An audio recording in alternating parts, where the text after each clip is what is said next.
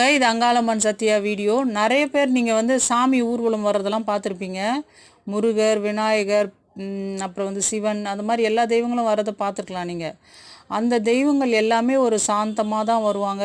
அவங்க முன்னாடி வாசிக்கப்படும் வாத்தியங்கள் கூட ஒரு சாந்தமான வாத்தியமாக தான் இருக்கும்.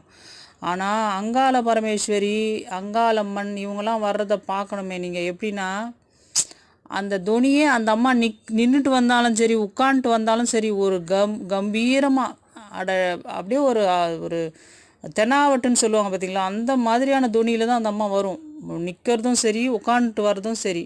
அந்த அம்மா முன்னாடி அடிக்கிற அந்த இந்த பறை இசையோ சரி, பம்பை உடுக்கையோ சரி, அப்படியே அதிருங்க.